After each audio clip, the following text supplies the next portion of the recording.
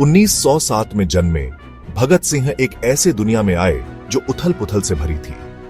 British राज का साया पूरे भारत पर मंडरा रहा था। जवान भगत ने खुद अत्याचार देखा। अपने लोगों की चीखों ने उनकी आत्मा में आग लगा दी। वो एक आजाद भारत के लिए तरस रहे थे। इसी जलती हुई ख्वाहिश ने उन्हें उस रास्ते पर डाल दिया जिसने इतिहास बदल दिया। बचपन से ही भगत सिंह अन्याय पर सवाल उठाते थे। उन्होंने क्रांतिकारी साहित्य को पढ़ा। क्रांतिकारियों के शब्द उनके हथियार बन गए।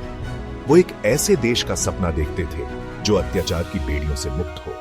उनके परिवार की देशभक्ति ने उनके जज्बे को और हवा दी। वो आजादी के लिए कुर्बानी की कहानियों से प्रेरित थे। उनके दिल में क्रांति के बीज बचपन से ही बो दिए गए थे। वो अपने देश के लिए लड़ने के लिए पैदा हुए थे। ब्रिटिश राज ने भारत पर एक काला साया डाल दिया था। शोषण लगातार हो रहा था, देश के संसाधनों को खाली कर रहा था और उसकी आत्मा को कुचल रहा था। भारतीयों को अपनी ही जमीन पर दूसरे दर्जे का नागरिक समझा जाता था। हवा में गुस्सा और आजादी की चाहत भरी थी। राजनीतिक आंदोलन उभरे जो स्वराज की मांग कर रहे थे।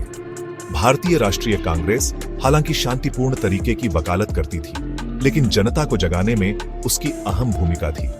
लेकिन ब्रिटिश राज की क्रूरता, जिसका उदाहरण जलियांवाला बाग हत्याकांड है, ने उनके असली रूप को दिखा दिया। यह हत्याकांड कई लोगों के लिए, भगत सिंह समेत, एक मोड़ बन गया।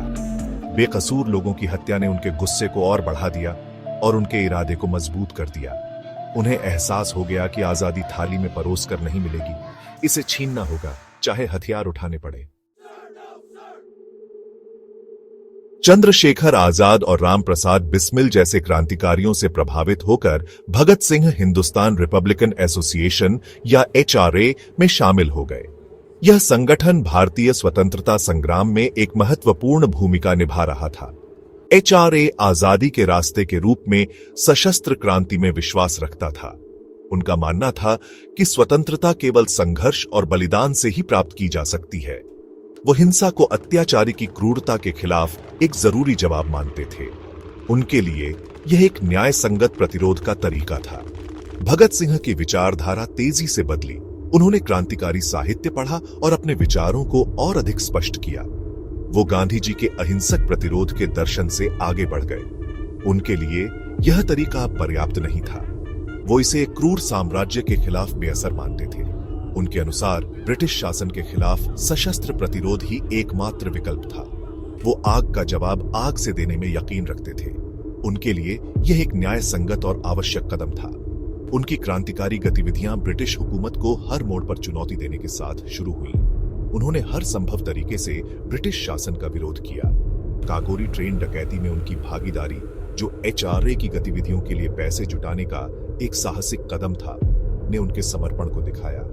यह घटना भारतीय स्वतंत्रता संग्राम में एक महत्वपूर्ण मोड़ साबित हुई।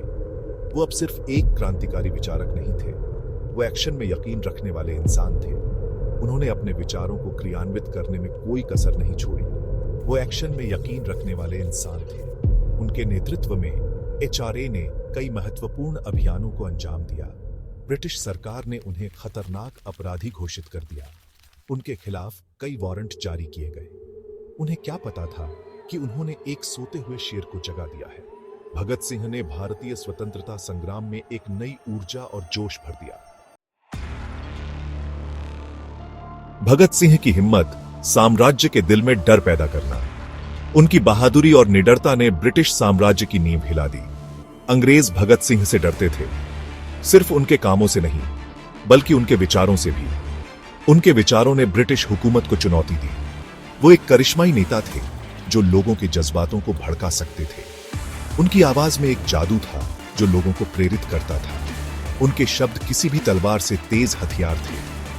उनके लेख और भाषण लोगों के दिलों में आग लगा देते थे। उन्होंने अपने लेखों और भाषणों के जरिए ब्रिटिश राज के पाखंड को उजागर किया। उनके शब्दों ने लोगों को जागरूक किया और उन्हें लड़ने के लिए प्रेरित किया। दिल्ली में केंद्रीय विधानसभा में बम फेंकना उनकी हिम्मत का सबूत था। यह एक साहसिक कदम था जिसने ब्रिटिश हुकूमत को हिलाकर रख दिया।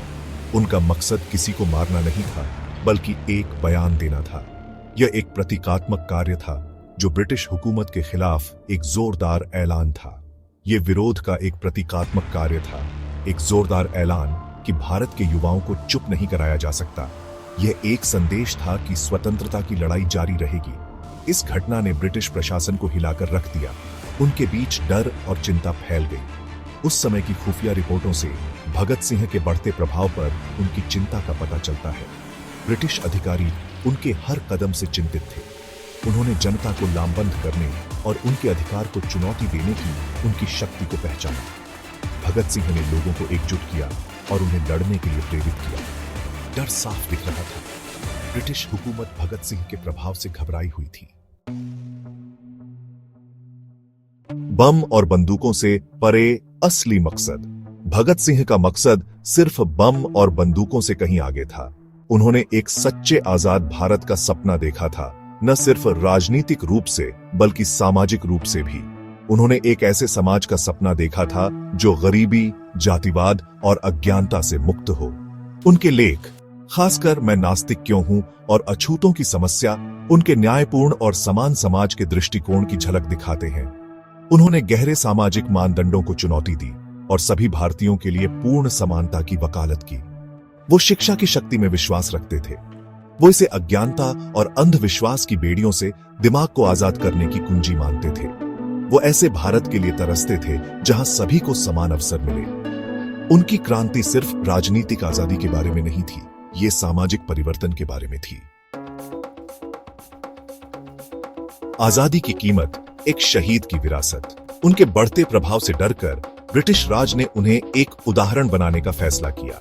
भगत सिंह को सुखदेव और राजगुरु के साथ लाहौर षड्यंत्र मामले में फंसाया गया। यह मुकदमा एक दिखावा था, एक शक्तिशाली आवाज को चुप कराने के लिए बनाया गया था। 23 मार्च 1931 को तीनों क्रांतिकारियों को फांसी दे दी गई। उनकी फांसी ने पूरे भारत में गुस्सा और दुख फैला दिया। उनके बलिदान ने आजादी के आंदोलन की आग में घी डाल दिया।